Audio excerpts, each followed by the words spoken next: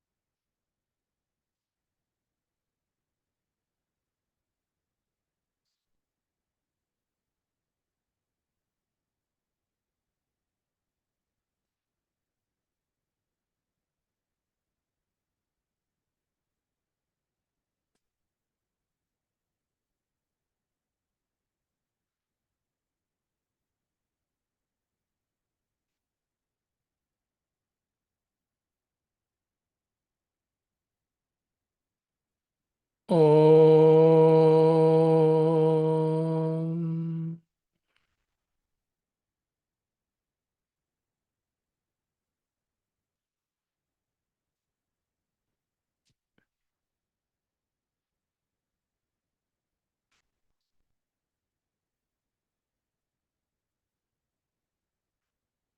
Bhagavad Gita, chapter number 8. We'll chant from verse 15 to 22.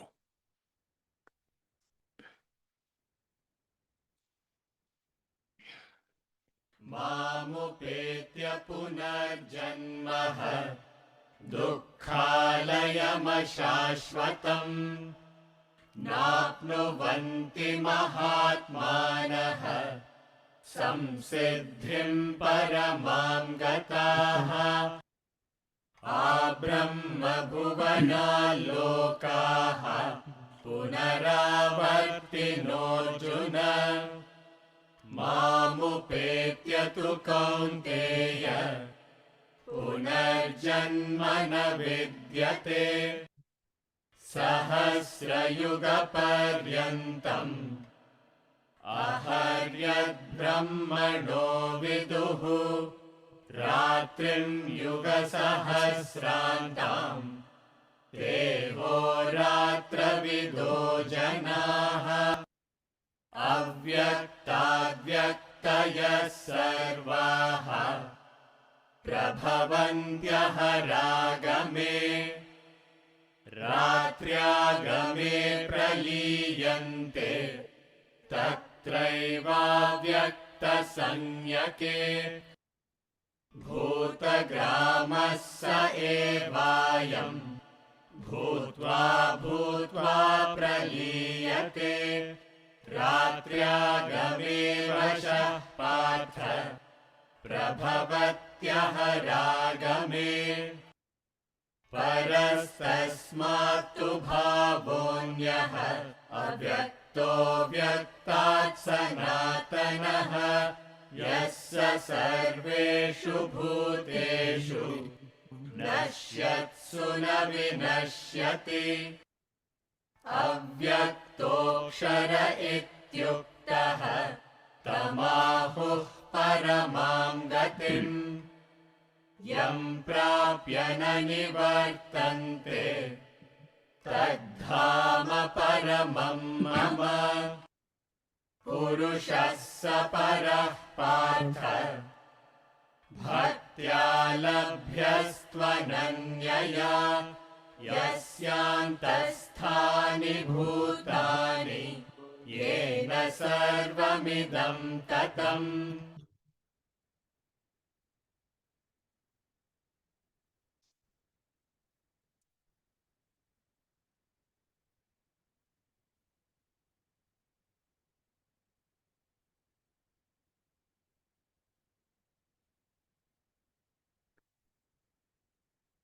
So last week we concluded with verse number 16 of chapter 8. All the worlds up to Brahma Loka are subject to return, O Arjuna. But on reaching me, there is no rebirth, O Kaunteya. So just to recap, when they talk about heaven or hell in scriptures, Brahmaloka is another word for heaven, heavenly experience. So heaven and hell are not geographical places. It is a state of mind. It is a realm of experience, and which is based on cause and effect. So if your life is based on higher values, if you are unselfish, there is purity at all levels of your personality, perception, action, emotion, and thought, then the effect of that is you're a peaceful person, you're calm, composed, content. So we say we are in heaven as opposed to I'm going through hell when you are mentally disturbed, worry, anxiety, stress, and all that. So Brahmaloka is a concept. This is what you need to understand. And in the context of verse number 16, however pleasing that experience be, it has an end. It has a shelf life. It is impermanent. So any terrestrial experience is impermanent. You may have a good life, you may have everything pleasant in your life. Still, it has to end. So therefore, it is an appeal to aim for which is everlasting, which is permanent. And only state of self-realization qualifies for that. So not only it is permanent, it is absolutely fulfilling. It is true fulfillment.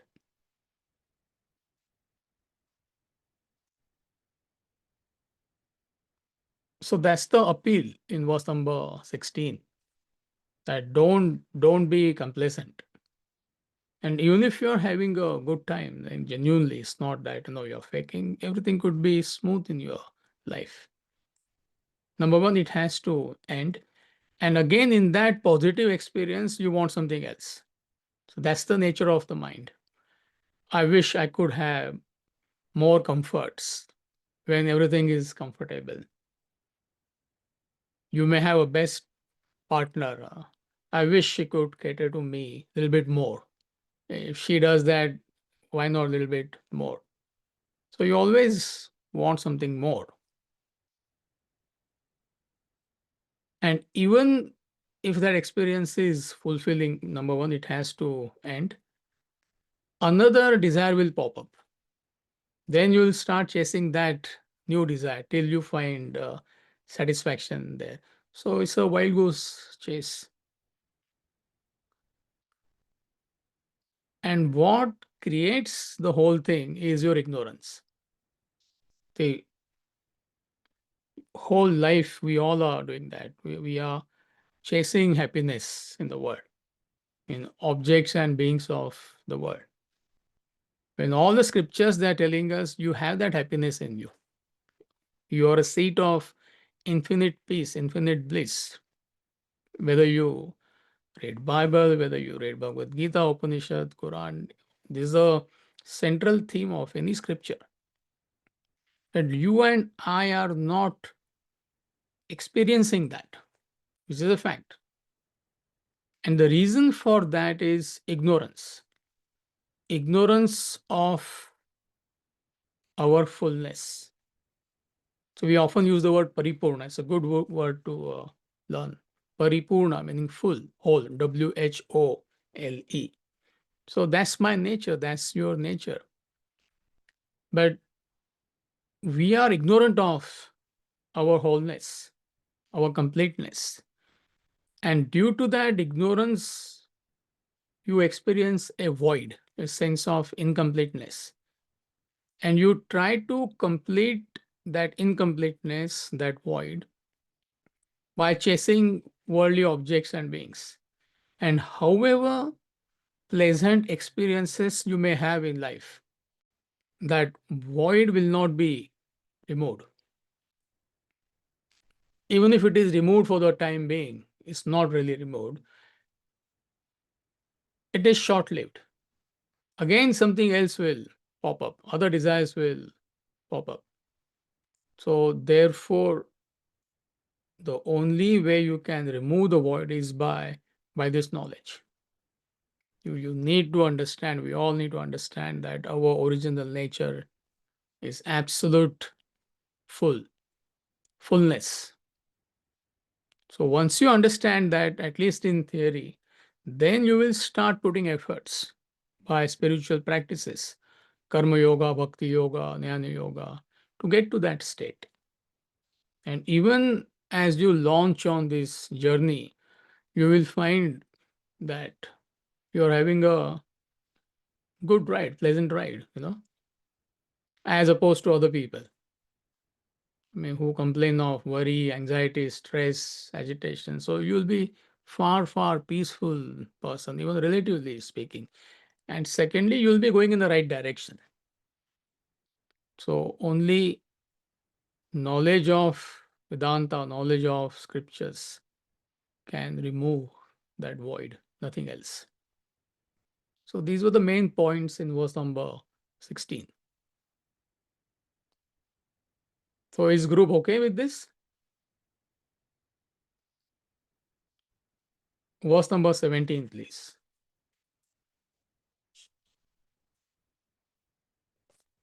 सहस्रयुगपर्यन्तम् अहर्यद्ब्रह्मणो विदुः रात्रिं युगसहस्रान्ताम् देवो रात्रविदो जनाः सहस्रयुगपर्यन्तम् अहर्यद्ब्रह्मणो विदुः रात्रिं युगसहस्रान्ताम् देवो रात्रविदो जनाः.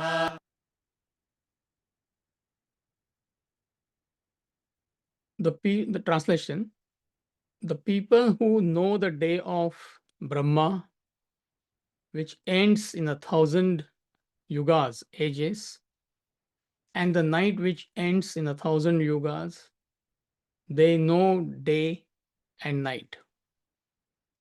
Now, like we mentioned earlier, Lord Brahma is a concept. There is no personality called as Lord Brahma. Most people, they don't understand this. World is an expression of creation, sustenance, and destruction. Intellectual person can understand this, but people who cannot think, so for them, they have planted these three gods. That does not mean there is Mr. Brahma, there is Mr. Vishnu, there is Mr. Shankara. There is no such thing. So these are concepts. Now, Lord Brahma, again, he's talking about that heavenly pleasant experience. So the thought flow continues from verse number 16. So what is saying that quality of life in heaven is far superior, meaning when you are having a pleasant experience, when you are calm, composed, you are enjoying life, time flies, as opposed to when you are mentally agitated or when you are bored, it drags on.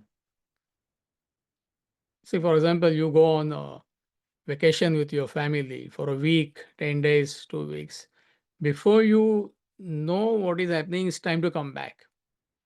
As opposed to, there is some tension, there is some worry, there is some anxiety, or there is nothing to do. You say, I am bored, I'm stiff bored. So when you go through any good experience, pleasant experience in life, time flies. But at the end of the day, it is temporary. This is what we need to understand.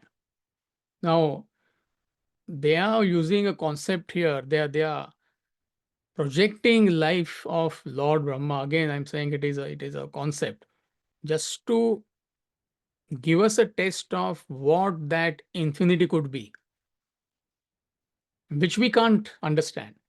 The moment we say infinity, it is beyond intellectual comprehension. So, what is that infinite peace, infinite bliss? So, in finite experience, they are trying to stretch it as much as possible. This is the principle they are employing, one of the ways of education. And it is well explained in the book. I'm not getting into the detail. Like one day of Lord Brahma is 4.32 billion terrestrial years. Now, don't ask how, just swallow it. It's not meant for analysis, just to stretch your intellect. Now, that is only one day. Night is again 4.32 billion terrestrial years. So you do the math now. And if somebody has a calculator, but it's given in the book. So 4.32 billion years plus 4.32, another set of 4.32 billion years is one day. And he lives for 100 years. I don't know. But the beauty is, even Lord Brahma's lifespan is finite. That's so you may have good time forever. That's the practical implication. It all has to end. However good life you may have, genuinely speaking, you may have a wonderful partner, great family, you may have a great job or whatever it may be. Everything is like plus, plus, plus in your life. But it has to end. So, therefore, there is an appeal to all of us that transcend all this and aim for infinite bliss, which is permanent, which will not end.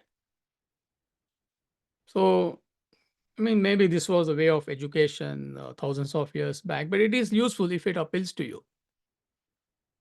So, reflecting on this, you understand the perishable nature of the world, number one. Number two, you understand the absurdity of getting attached to anything or indulging in anything. Do you get the point? See, that does not mean if you're having a good time, great time, you should reject that. That's not a point. Okay, enjoy it and move on. Don't linger in it. Don't become attached to it. Don't become possessive about it, because at some stage it has to end. Gone with the Wind. I think we all have seen that movie. See, it's a philosophical thing. It has to end, however good time you may have. So why unnecessarily suffer? Because when that pleasant experience is over, you're going through you will go through mental agitations. I wish it could have lasted for a little bit more. When you and I have access to permanent bliss, that's the point. See, if you don't have access to that, then it's okay. Whatever is thrown at you, okay, you hold on to that. They're saying there is no need to suffer unnecessarily. When you have access to that infinite peace, you are that infinite peace. You are that infinite bliss. So why unnecessarily compromise? So that's the main message here. verse number 16 and 17 put together.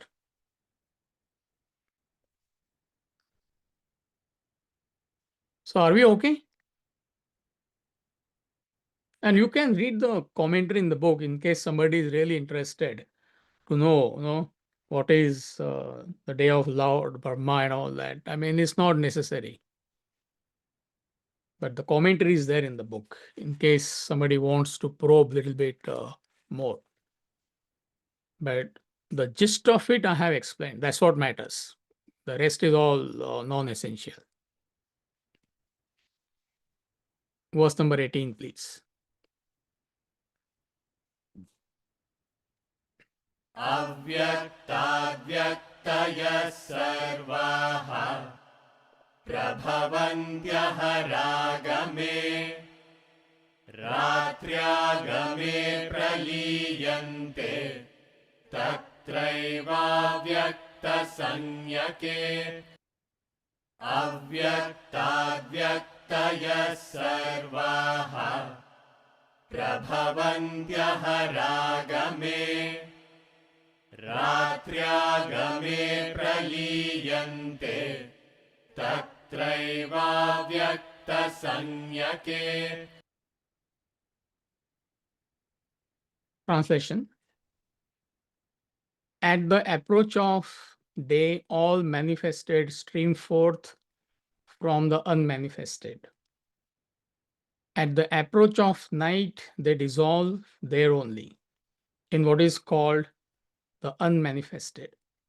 Now, next few verses is going to use these two words, Vyakta, Avyakta. Vyakta is manifest, Avyakta is unmanifest. So, what we learn here, verse number 18 and 19, that world is an expression of endless cycle of manifest, unmanifest, creation and dissolution. Now, this is happening at individual level, microcosm, and the same phenomena is happening at the totality level, which is macrocosm. So you are going through creation, dissolution, or manifest, unmanifest. World which we are experiencing is also going through manifest, unmanifest. So verse number 18 talks about creation and dissolution at the microcosm level, which is individual level. And 19 talks about macrocosm, which is totality level. So when it comes to you and me, the individual, see, in deep sleep, all your vasanas are in unmanifest form. Vasana meaning unmanifest desires. So your entire personality goes into unmanifest form when you're in deep sleep. And when you wake up, again your vasanas are manifest. You start functioning. Vasana leads to desire, desire they will produce thought, thought will produce action.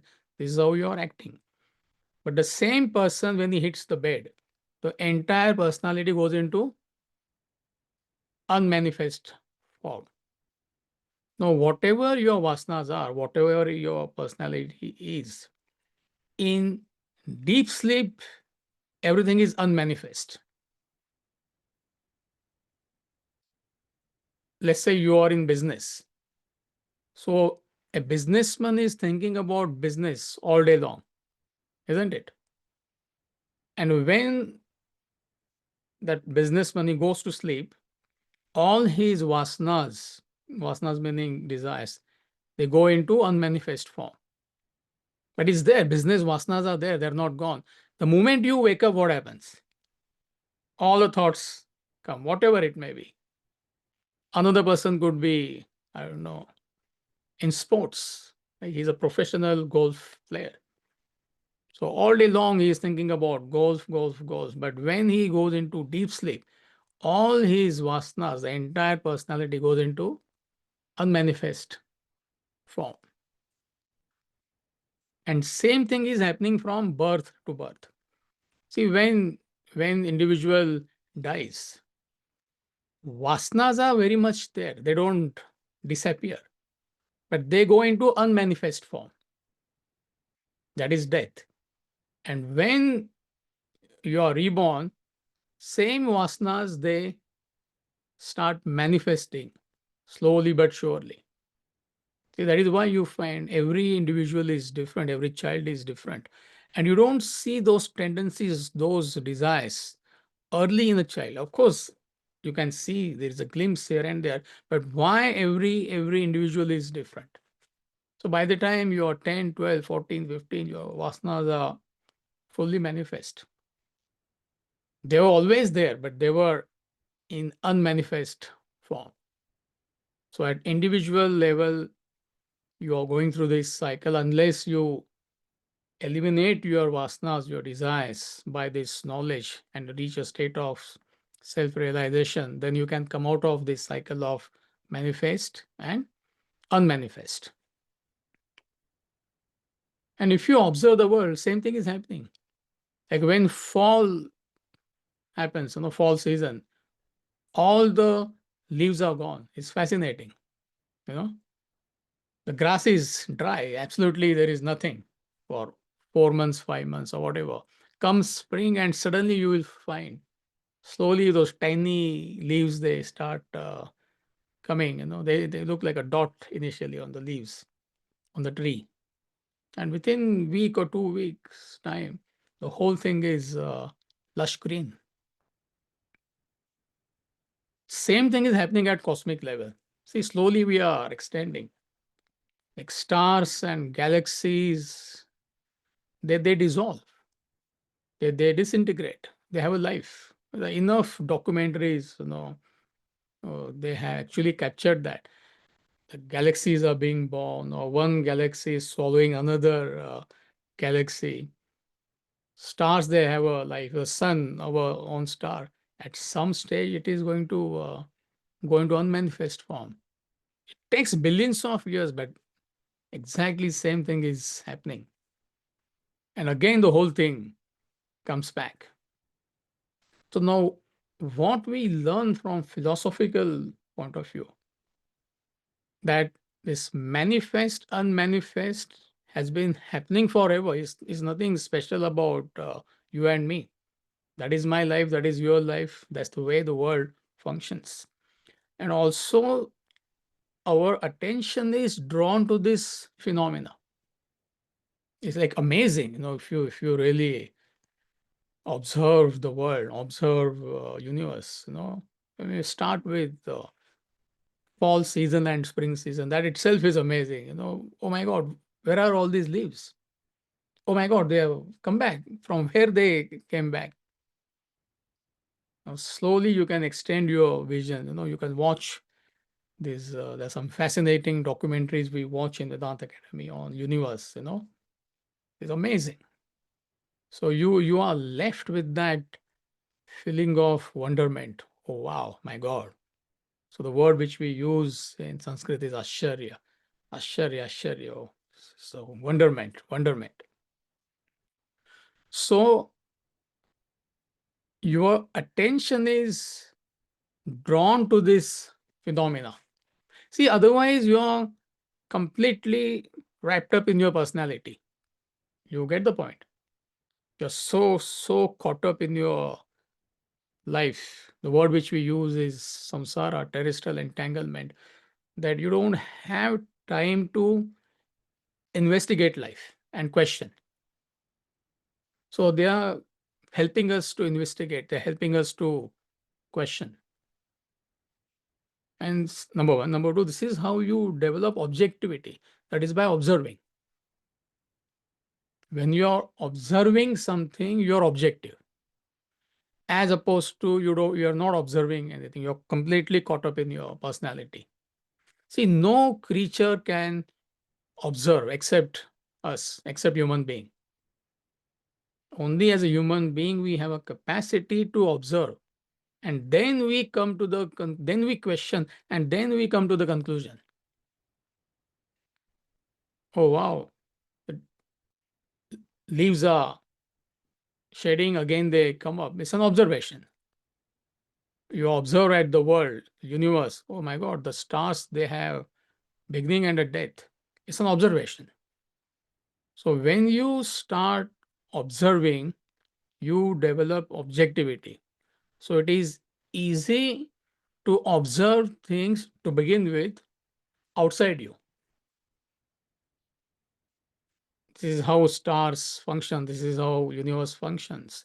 This is how nature functions. You're observing. And then you slowly come to your own personality. Physical is relatively easy.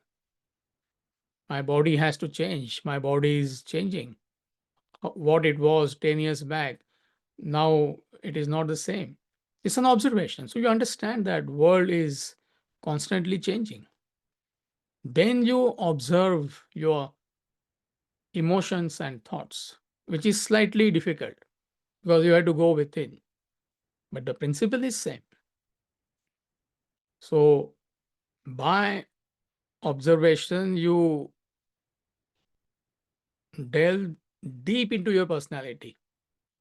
That what is it which makes my body, mind, and intellect function? Are you getting the concept? There is something in us which is different from body, mind, intellect, which enables our body, mind, intellect to function. What makes me feel emotions, good or bad? What makes me feel various thoughts? What makes me see the side? Now, I mean, I can see on the screen, there are so many people. You are able to see me on the screen. What is it which enables your eyes to see? It's not this fleshy organ. It's definitely not the nerves which back. It's definitely not that particular sense center in the brain. Yes, it is all there. But what enlivens all this? So you go deeper and deeper into your personality. So they're giving one such technique here, and by observation, you start questioning, you start thinking, and that's the whole message here.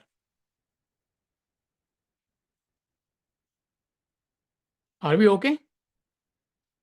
See, these are simple verses, but one or two points, if you hold on to it, it can make a lot of difference in your life. Verse number 19, please.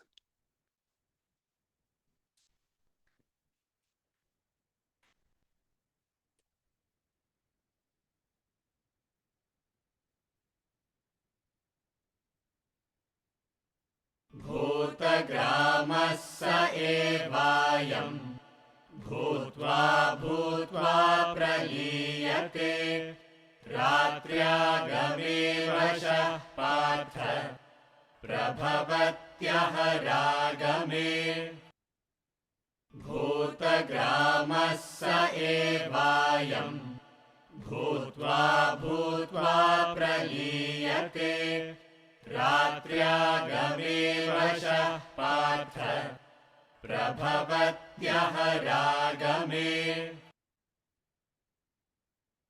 Translation.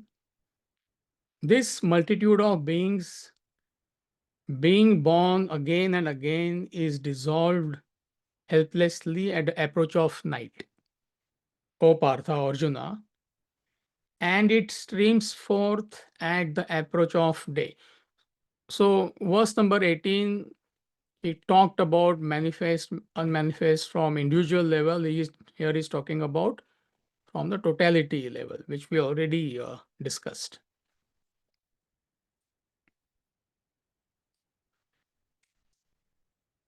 See, continuing the thought flow. So, when you make this observation, how the world functions, all these massive stars and galaxies, they are born, they die, they may last for billions of years. It helps you to reduce your ego. I'll explain what it means. See, for example, the vastness of the whole thing is mind boggling. See, we are completely focused on our personality. I. But if you look at the scale of the things, your individuality, you can't even say it matters. You don't even exist. For example, 1.3 million Earths can fit inside the sun, our sun. 1.3 million. So this itself we can't comprehend. I mean, how do you imagine this? Find out.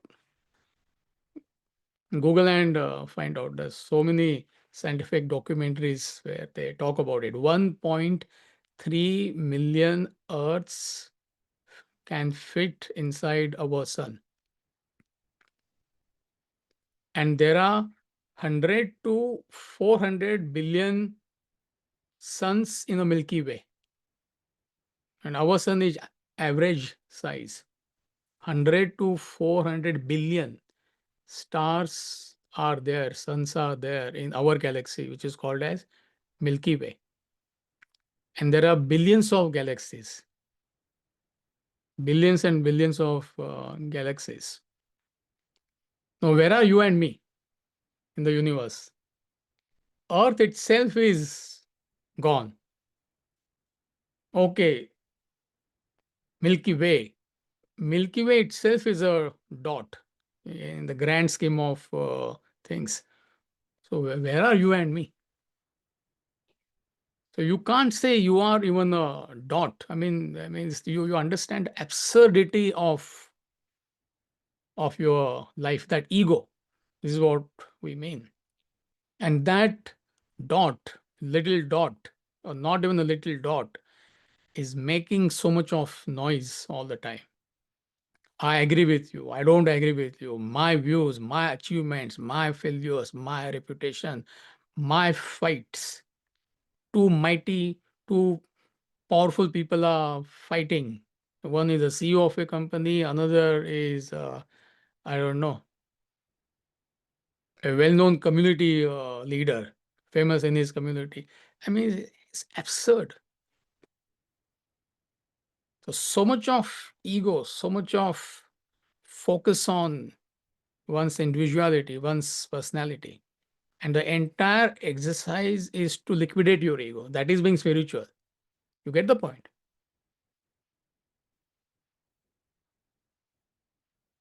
The moment you personalize anything, you get into trouble. And we are personalizing everything.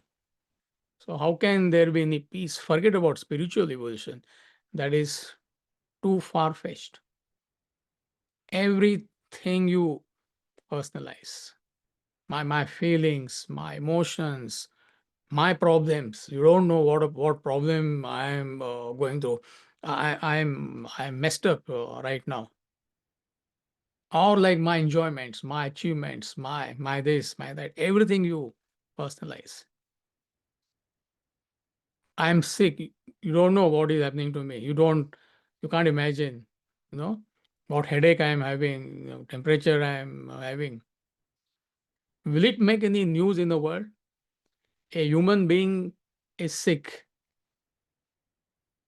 Try posting it on your Facebook account or Twitter account. Experiment. A human being is sick in the world. There are 8 billion human beings, right? That is you. I'm sick.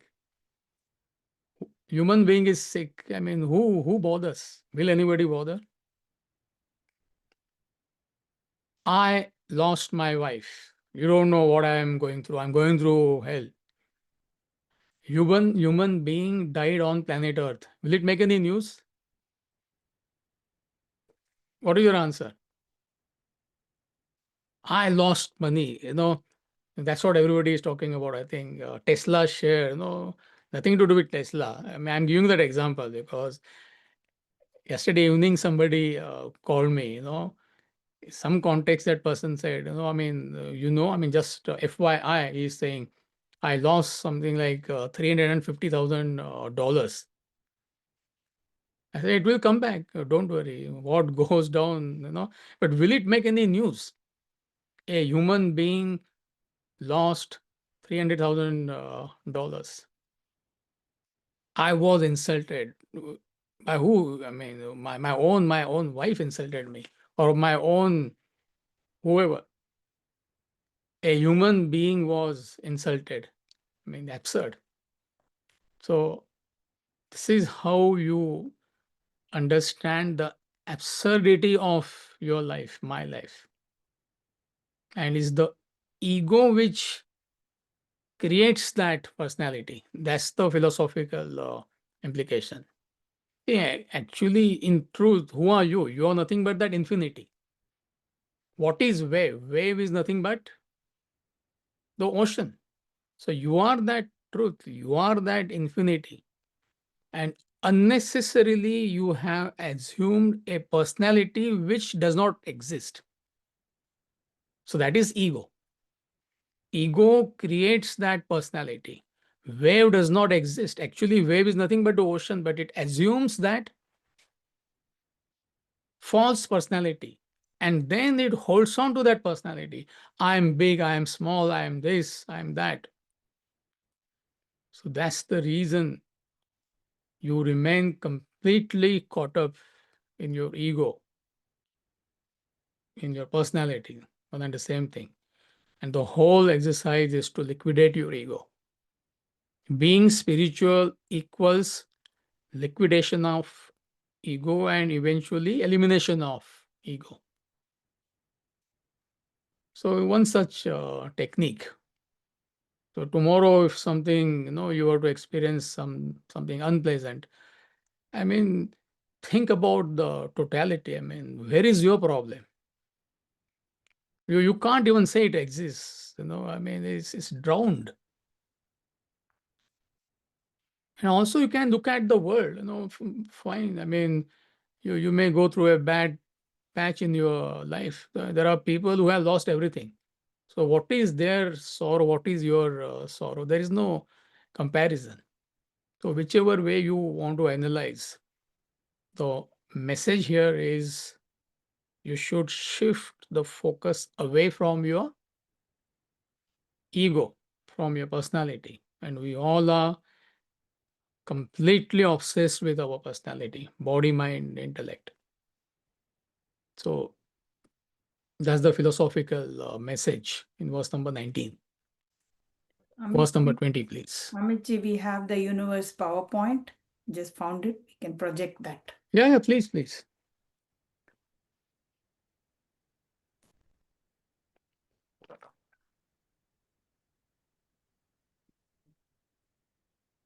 What is it you're showing? Explain to us. Yeah, this is the PowerPoint where Earth is larger than the Venus and the other planets.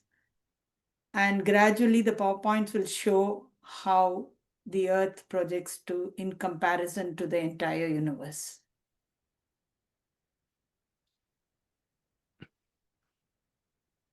Where is Earth now? Okay, that marble. Yes, the bottom. Okay. Yeah. Sun versus Earth. Okay.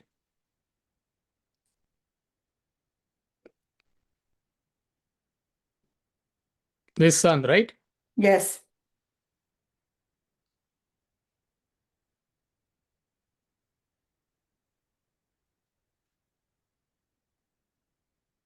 Yeah. There you are, Milky Way. That too, arrow we have to point out.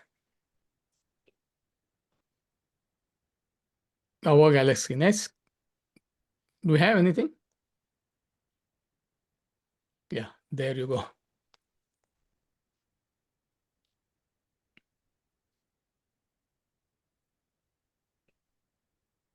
That's it. Yeah, fascinating. Verse number 20, please.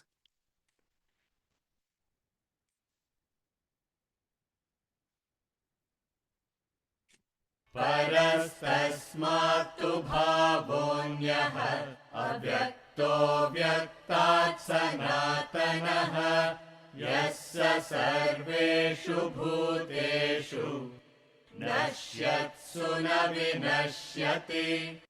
परस्तस्मात्तु भावोऽन्यः अव्यक्तो व्यक्तात् सनातनः यः स सर्वेषु भूतेषु नश्यत्सु न विनश्यति. Translation. But there exists higher than the unmanifested, yet another unmanifest, avyakta, another unmanifested being, eternal, sanatana, which is not destroyed when all beings are destroyed. So avyakta means unmanifest. So he's saying the whole world goes into unmanifest form when it is dissolved. But there is another unmanifest, which is nothing but supreme reality, on which this entire pluralistic phenomena of objects and beings is projected. So therefore, Radha showed us those galaxies. It's just a tiny little part of the universe. So the entire, all these galaxies, there are billions and billions of galaxies. In fact, it is infinite. Nobody can count. So the whole thing is projected on supreme reality, which is unmanifest. So that's what is telling us here. So that's the truth, eternal. That's the fact of life. See, the philosophy of Bhagavad Gita is called as Sanatana Dharma. Most of you must be aware of that, meaning eternal principles of life and living. So, what we are studying here, they are facts of life. These are eternal principles of life and living. They are not anybody's opinions. So you need to differentiate that from opinions of people, however great that person may be.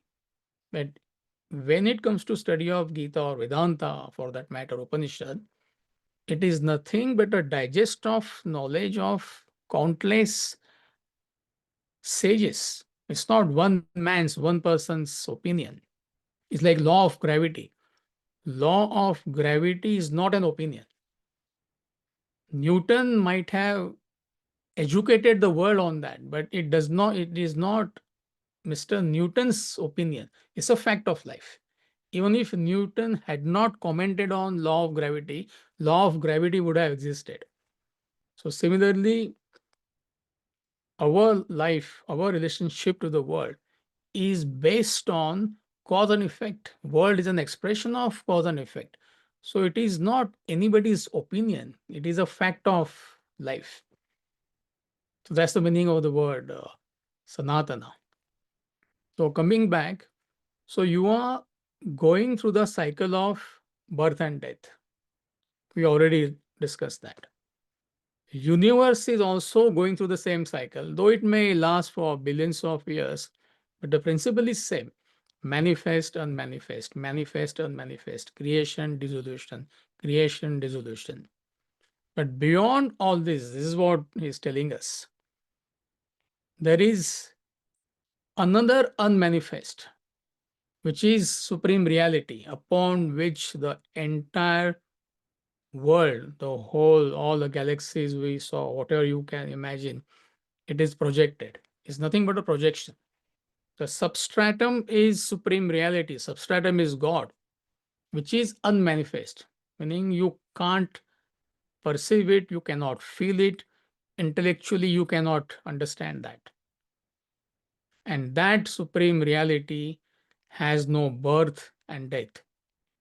It was always there, it will be there, it will continue to be there. See, all these galaxies, one day they will die. Maybe they will last for 10 billion years, 20 billion years, whatever. But the substratum is not going to die. That is permanent. That is God. That is supreme reality. See, that is how Bible explains in a different way that God created world out of nothing. So it is a poetic way of saying, and that nothing is everything. That is God. That is unmanifest.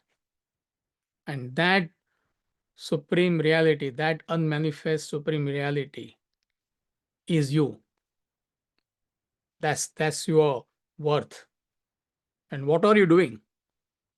That supreme reality, Mr. Supreme Reality or Miss Supreme Reality is doing what at this moment?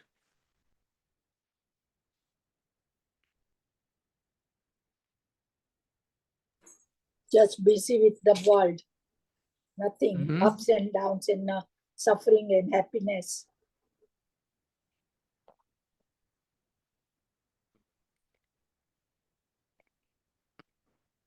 How many Mr. Supreme Realities and Miss Supreme Realities are here? What are they doing?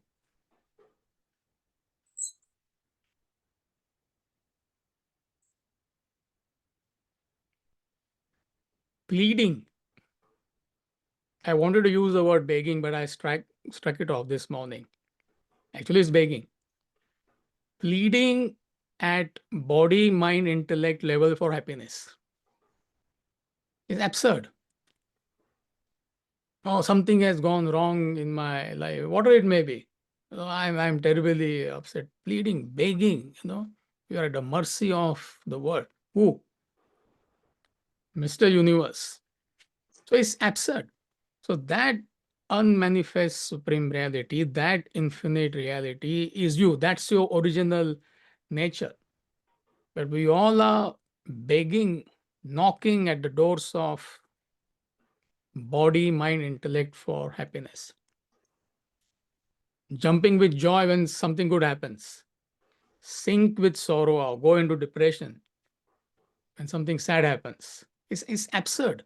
It's prima facie absurd if you understand your real worth. And ignorance of your own nature, ignorance of that supreme reality, produces this misapprehension of the world in which you are caught up. See, I repeat, your original nature is supreme reality. That's what you are. You are that supreme reality. But ignorance of that supreme reality, your own intrinsic nature, produces the misunderstanding of this world. So, another word for ignorance is vasanas. That's the origin of the vasana. We have been using that word, vasana, vasana. What is the origin of the vasana? It is ignorance. And once you create that ignorance, once vasana is created, it goes through that cycle of vasana will produce a thought, thought will produce a desire, desire will produce an action, or it brings about the play of three states of consciousness. One and the same thing. You don't need to get confused. So these vasanas, they go through waking state. Right now, we're in a waking state of consciousness. When you hit the bed, either you are dreaming or you are deep sleeping. So one time you are a waker, another time you are a dreamer, another time you are a deep sleeper. It is nothing but a play of vasanas, which is a product of ignorance. Vasana means ignorance. And these are conditioned states. Waking, dream, deep sleep, they are conditioned states. And no conditioned person knows he is conditioned, she is conditioned. That's the problem. No drunk person can understand who he is, who she is. You can't talk to a drunk person, can you? It's impossible because he is conditioned by alcohol. So, similarly, we are conditioned by our vasanas, by our desires. You can use any word. And you belong to that unconditioned state. So, that's the difficulty these great masters they are having. How can they communicate with us? It's not possible. You may say yes, you may agree, you may appreciate these concepts genuinely, not superficially. The end of the day is not going to make any difference. Yeah, it's great, fine. I appreciate this thought, but you know what? I'll tell you privately. I'm going through a terrible problem in my life. It's like a conditioned person, So the knowledge does not penetrate. That's the problem. Why knowledge does not penetrate? You're conditioned by your vasana, you're conditioned by your desires. That's the difficulty. That is why you see that awakening does not come. The moment it hits you, you will drop everything and you will want to know who I am. What's my original nature?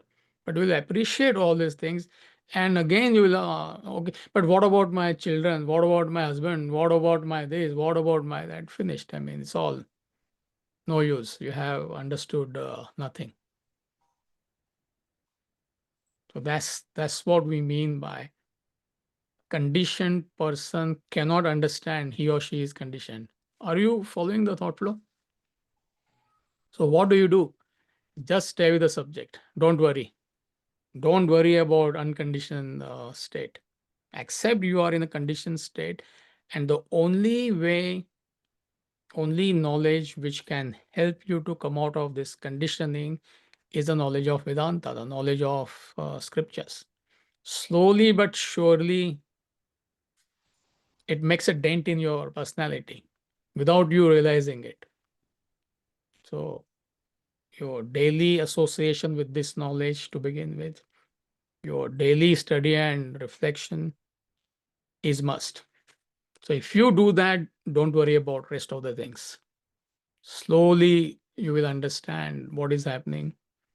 That ignorance will be removed, bit by bit. Right now there are layers and layers of ignorance, like an onion. You take out one layer, there is another layer. You take out that layer, there is another layer. I mean, it goes on. It's fascinating.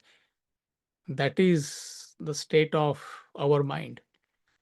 Layers and layers of ignorance. The only way it can be removed is by this knowledge. So don't worry about unconditioned state. This knowledge will help you to get there one day. We'll do one more verse number 21.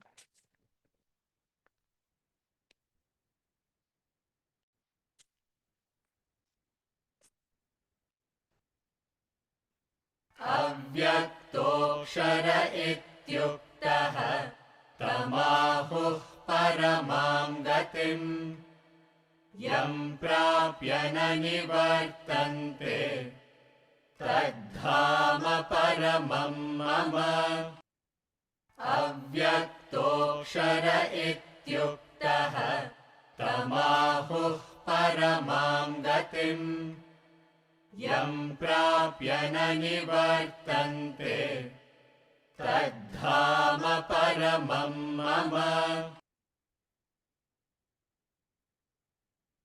Translation: the unmanifested is called the imperishable, Akshara. It is said to be the ultimate goal. Paramam Gatim is the highest goal. Those who reach it do not return. That is my supreme abode. So he uses three fascinating words here. Avyakta, meaning unmanifest. Supreme reality is unmanifest. Akshara, it is imperishable. Kshara is perishable. Akshara is imperishable. So that supreme reality is unmanifest. It is imperishable. And you are that supreme reality. To reach that supreme reality is Paramam Gatim, is your highest goal in life. That's your mission in life. You have no other mission.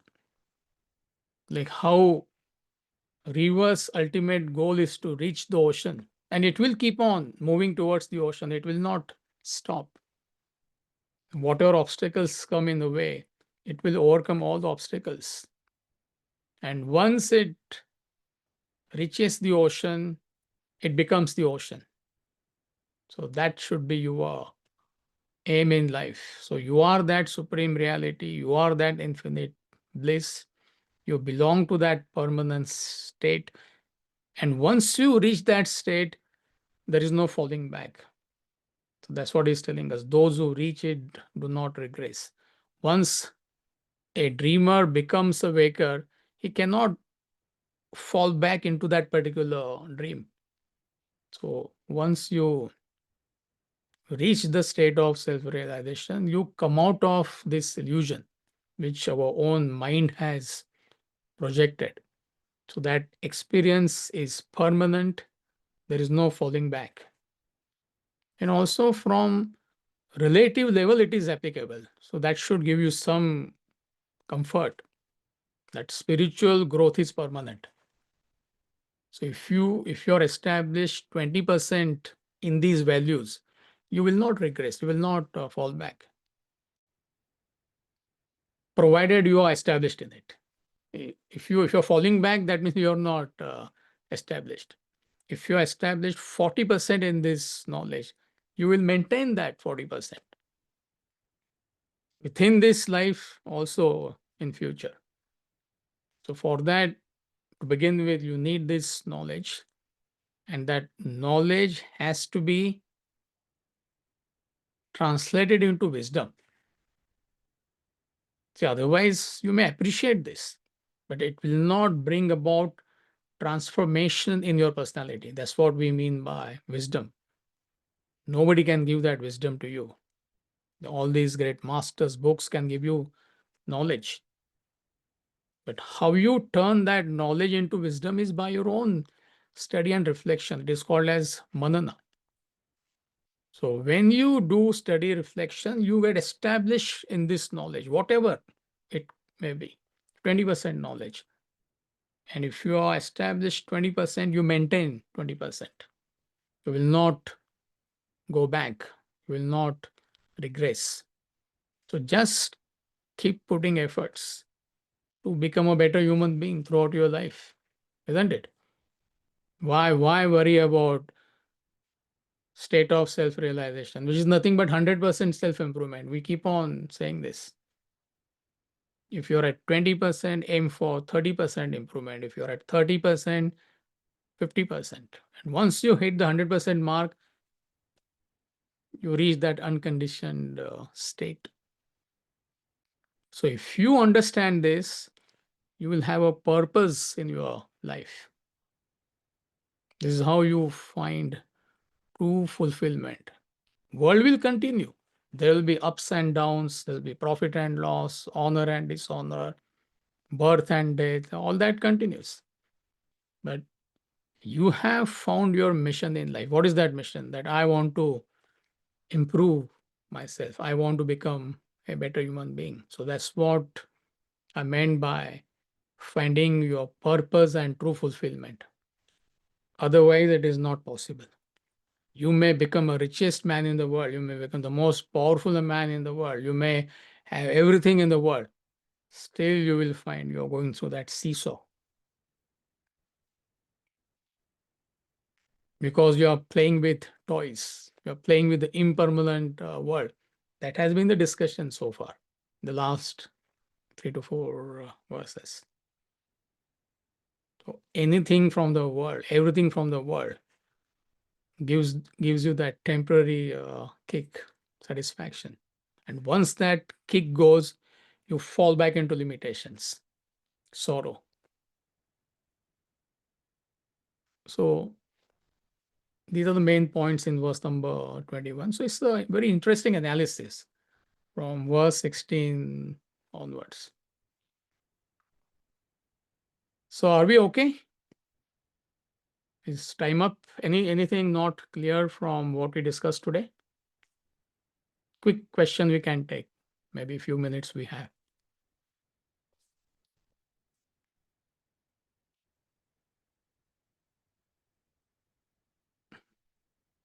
Okay, Radha, you have some announcement? Hari Om. We have question answer sessions with Amitji on Wednesday, this Wednesday, June 11th, and next Wednesday, June 18th, from 7 p.m. to 8 p.m. Eastern Standard Time. So you can send your questions from chapter 7 and 8 of Bhagavad Gita to questions@vedantamidwest.org. Questions should be based on what was covered in class, and Amitji will answer the questions during this session. Thank you. So see you next week. Have a Hari- good weekend. Hari Om. Thank you, Amit ji. Hari Om. Thank you, Amit ji. Thank you. Thank you, Amit ji.